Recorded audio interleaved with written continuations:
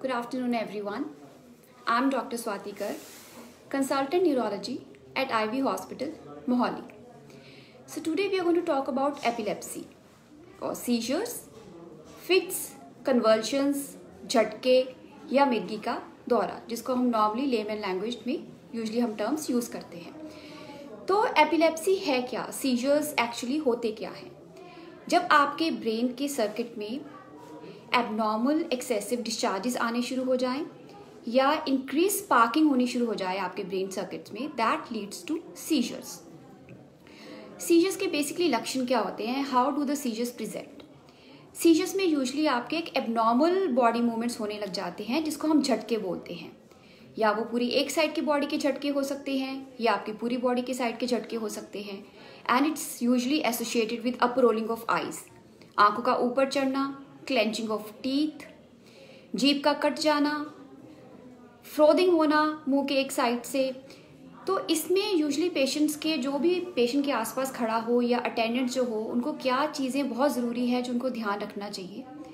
एक तो जब भी सीजर का मरीज हो, अगर आप उसका वीडियो बना लें, that's the best thing you can do for the patient, because वही जो आप वीडियो आप डॉक्टर को दिखाते हैं, it's very easy for the doctor to identify the symptoms and to see the live video and come to a diagnosis. तो please एक video बनाना बहुत ज़रूरी है।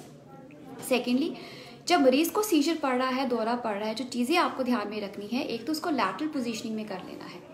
जो आपको बहुत ध्यान रखना है कि जब पेशेंट को दौरा आ रहा हो, उसके मुंह में कोई भी आप स्पून वगैरह नहीं डालेंगे, अपनी उंगली नहीं डालेंगे, ताकि आपकी उंगली इंजर ना हो जाए या कोई इंजरी उसको आप पेशेंट को इंजरी ना हो जाए। So please do not put anything in the mouth.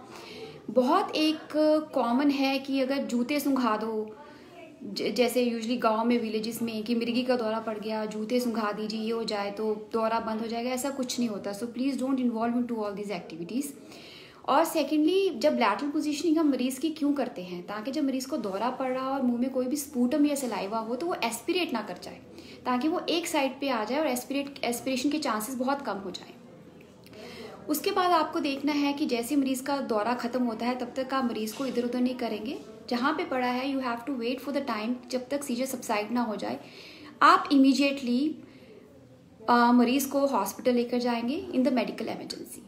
Medical emergency में पूरी मेडिकल टीम होती है जो एकदम दवाइयाँ मेडिसिन की टाइमली शुरू कर देती हैं, and we go for the scanning. Scanning में दो मोस्ट इंपॉर्टेंट चीज़ें जो होती हैं, that is MRI brain and EEG, देखने के लिए कि सीजर्स क्यों हो रहे हैं। अब सीजर्स के जो रीज़न हैं बहुत ज़्यादा हैं कि क्यों हो सकते हैं।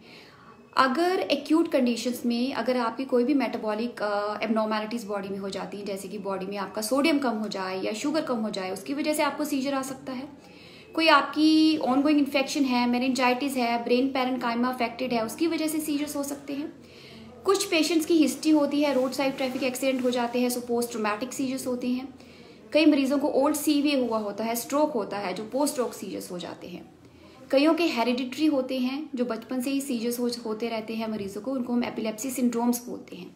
सो नंबर ऑफ रीजंस होते हैं, ब्रेन ट्यूमर्स, आईसी ब्लीड, कितने सारे कारण होते हैं जिसकी वजह से सीजर्स हो सकते हैं। सो उनको आइडेंटिफाई करना बहुत ज़रूरी है, जो हम MRI और EEG से आइडेंटिफाई कर लेते हैं। उसके बाद रिगार्डिंग ट्रीटमेंट, अब ट्रीटमेंट में ऐसा होता है कि अब एज पर सिनेरियो अभी के लिए हमारे पास इतनी सारी ड्रग्स मेडिसिन आ चुकी हैं जो जिनके साइड इफ़ेक्ट्स बहुत कम हैं, they are very very effective to treat seizures. तो कंप्लायंस पेशेंट की बहुत ज़रूरी होती है सीजर्स के ट्रीटमेंट के लिए। कंप्लायंस का मतलब है पेशेंट को रेगुलरली पूरे टाइम पे दवाई खानी पड़ती है। बहुत सारे पेशेंट के अटेंडेंट्स का सवाल होता है कि हमारी दवाई अगर 10 बजे है तो 10 बजे ही खानी है, कि हम इधर उधर टाइम नहीं कर सकते, क्योंकि अगर हम इधर उधर टाइम करते हैं तो यूजुअली हमारी मेडिसिन स्किप हो जाती हैं। तो ऐसा कुछ नहीं है। 10 बजे doesn't mean exact 10 o'clock। You can always keep a gap of around 15-20 minutes, half an hour maximum. You can delay the medicine for half an hour. So there is nothing like कि 10 means 10, तो आप वो delay कर सकते हैं, but not more than 1 hour। And please try करिए कि medicine आपके स्किप ना हो, क्योंकि देखिए बहुत प्रेसिपिटेटिंग फैक्टर्स होते हैं, कम नींद आना, दवाइयाँ स्किप करना, जिसकी वजह से सीजर्स प्रेसिपिटेट हो सकते हैं। अगर ये फैक्टर्स आप अवॉइड कर दो तो सीजर्स काफ़ी हद तक कंट्रोल हो सकते हैं। So please do not skip your medicine.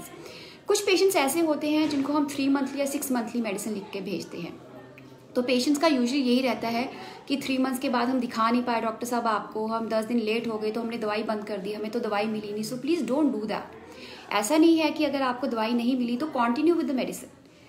बिना न्यूरोलॉजिस्ट के कंसल्ट के बिना या बिना अपने डॉक्टर के कंसल्ट के बिना आप प्लीज़ दवाई अपनी बंद नहीं करेंगे, because you can land up again with the seizures.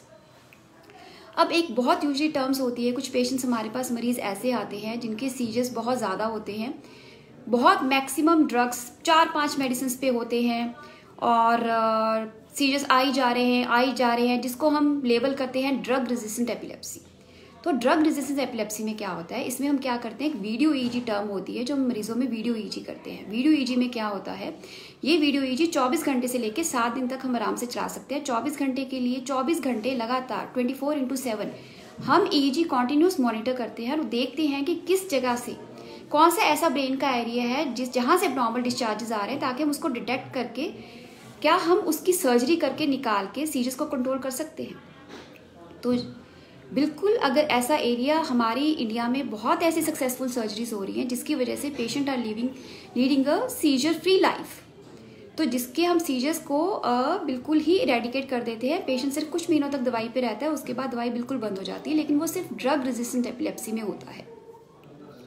अब बहुत सारी ऐसी प्रिकॉशंस क्या है जो आपको एज अ अटेंडेंट पता होना चाहिए कि अगर आपके पेशेंट को, किसी भी फैमिली मेम्बर को सीजर्स है तो कौन सी ऐसी चीज़ें हैं जो आपको बहुत ध्यान में रखनी है। सबसे पहले पेशेंट्स को जैसे कि ड्राइविंग के लिए नहीं जाना चाहिए। देखिए, अगर पेशेंट ड्राइव करेगा, आपका अपनी ज़िंदगी तो उसको खतरा है ही है, लेकिन उसको दूसरे की ज़िंदगी को भी खतरा हो सकता है, बिकॉज ड्राइव करते करते अगर इमीडिएटली उसको सीजर आ गया तो वो 2 दिन को तो करेगा ही करेगा हिट, बट कि उसकी खुद की लाइफ भी खतरे में रहती है।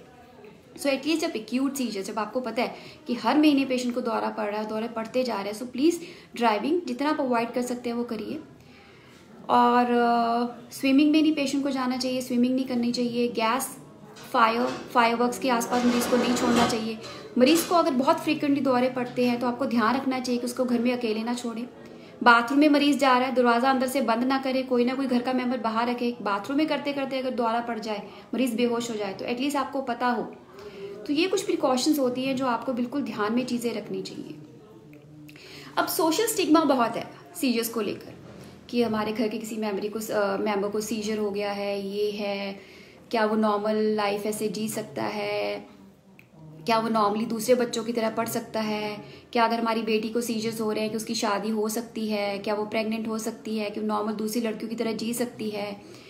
या फिर ये यूजली होते हैं कि अगर आपका लड़का है तो अगर उसको दौरे पड़ रहे हैं कि वो नॉर्मल नौकरी कर सकता है, कमा सकता है। Yes, a patient can lead a normal life, ऐसा कुछ भी नहीं है। कितनी हमारे वर्ल्ड में कितने ऐसे लोग हैं, कितनी पर्सनैलिटीज़, नॉन पर्सनैलिटीज़ वर्ल्ड में रही है जिनको सीजर्स हुए हैं, उसके बाद भी उन्होंने बहुत बहुत अच्छा काम किया है। They were great people and epilepsy is treatable. So please आप उसको ये मत लेके चलिए कि वो ट्रीटेबल नहीं है। कुछ मरीजों का हमारे ये बहुत रहता है कि अरे 3 महीने 6 महीने दवाई खा के क्या हम बंद कर सकते हैं दवाई। बहुत यूजुअल क्वेश्चन होता है कि कितनी देर तक दवाई चलेगी हमारे मरीजों में। देखिए, कुछ मरीजों में ऐसे होता है कि 6 महीने से लेके 1 साल तक दवाई चलती है। कुछ मरीजों में 3 साल से 5 साल तक दवाई चल सकती है।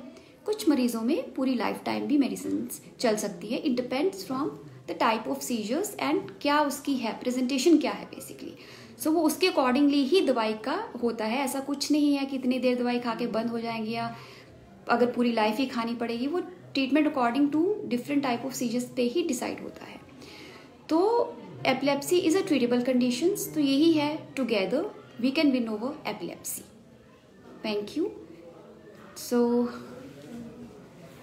So let's answer the questions.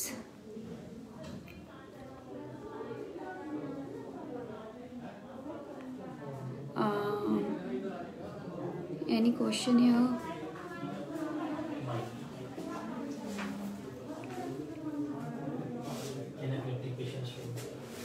Is watching.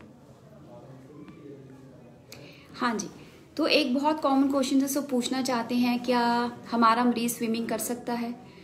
तो मेरा यही है कि एटलीस्ट फर्स्ट 2 इयर्स जब तक एपिलेप्सी पूरी तरह से कंट्रोल ना हो जाए या जब तक आपको लगे कि वो पेशेंट बिल्कुल सीजर फ्री है, तब तक वो पेशेंट को जितना आप ट्राई कर सकते हैं तो स्विमिंग, ड्राइविंग, ये चीज़ें पेशेंट को यूजुअली अवॉइड करनी चाहिए। और जब आपको लगे कि पूरी तरह कंट्रोल्ड है या 2-3 साल सीजर्स बिल्कुल नहीं पड़े, अब सीजर फ्री है, तो yes they can, but at least 2-3 साल इनिशियली तो पहले ट्राई करना चाहिए कि स्विमिंग ना करें. So next question from Mr. Nitin is, can patients with epilepsy live normal day-to-day life with medicine? Yes. बहुत सारे लोगों का यही सवाल होता है कि हमारा मरीज जो एपिलेप्सी का है, क्या वो नॉर्मल लाइफ जी सकता है? बिल्कुल, वो हम लोगों की तरह बिल्कुल नॉर्मल लाइफ मेडिसिन पे जी सकते हैं, बिकॉज एक्चुअली हमारे अभी इतनी मेडिसिन आ चुकी हैं जो बहुत ही इफेक्टिव हैं, साइड इफेक्ट्स बहुत कम हैं उन मेडिसिन के, और वो पूरी तरह एपिलेप्सी को, सीजर्स को कंट्रोल कर सकती हैं.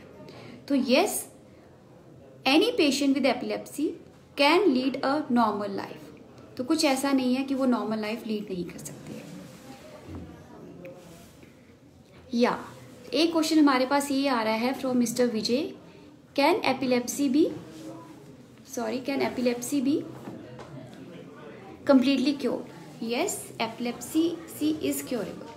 देखिए, इसका कुछ कंडीशंस पे भी डिपेंड करता है कि रीज़न क्या है बिहाइंड द एपिलेप्सी, कि किस वजह से सीजर्स हो रहे हैं. तो yes, it is a curable disease with medicines.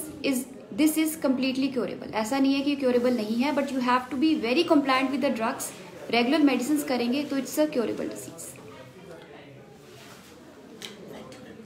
Thank you, thanks a lot for attending. Thank you.